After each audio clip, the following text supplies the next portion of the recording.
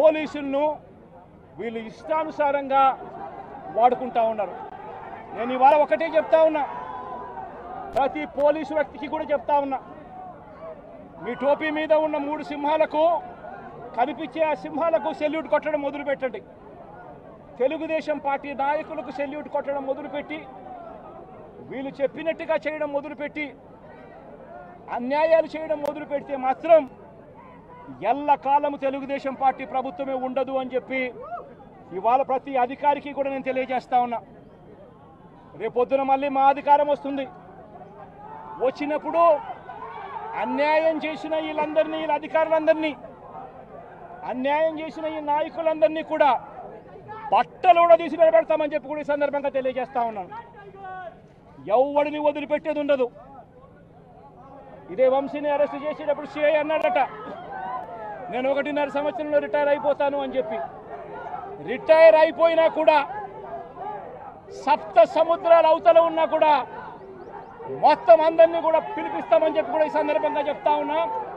చట్టం ముందు నిలబడేట్టుగా చేస్తాం, బట్టలు ఊడదీస్తాం, న్యాయం జరిగేట్టుగా చేస్తాం అని ప్రతి ఒక్కరికి కూడా తెలియజేస్తా ఉన్నాం.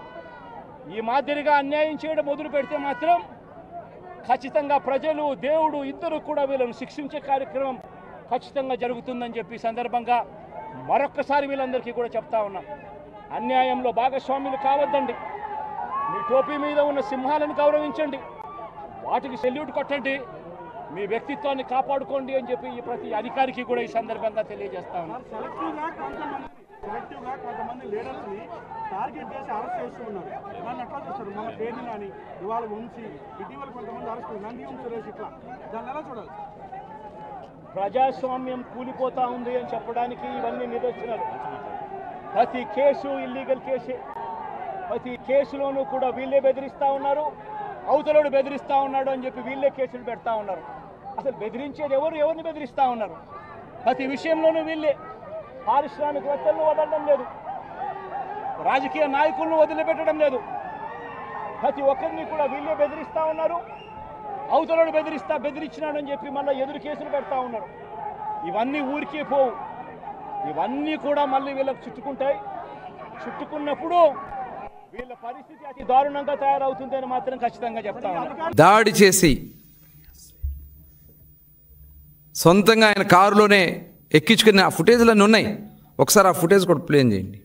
వంశీ గారు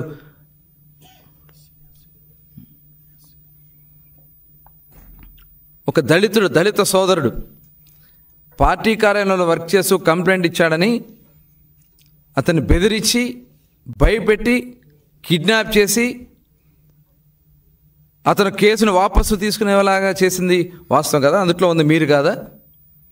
ఆ చేతులు మడత పెట్టుకుని అక్కడ నుంచున్న అతని వ్యక్తులు సత్యవర్ధన్ కాదా? అతను ఎదురుగా ఉండి బెదిరిస్తుంది మీరు కాదా? అది మీ ఇంటి దగ్గర ఉన్నటువంటి లిఫ్ట్ కాదా?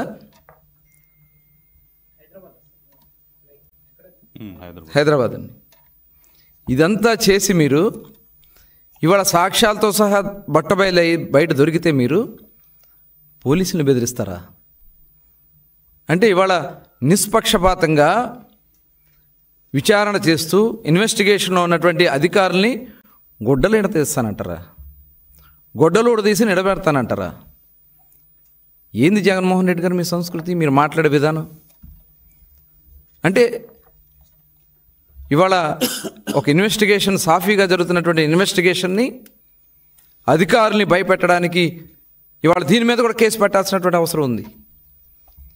ఒక డ్యూటీలో వర్క్ చేస్తున్నటువంటి, ఒక ఇన్వెస్టిగేషన్లో ఉన్నటువంటి కేసులో జైల్లో ఉన్నటువంటి వ్యక్తిని పరామర్శిస్తాకెళ్ళి బయటకు వచ్చి మీ గుడ్డలు ఉడదీస్తాను, మీరు ఎక్కడున్నా తీసుకొచ్చి నిలబెడతానని చెప్పి ఒక బాధ్యత కలిగినటువంటి వ్యక్తి, ఒక మాజీ ముఖ్యమంత్రి మాట్లాడాల్సినటువంటి మాటలేనా?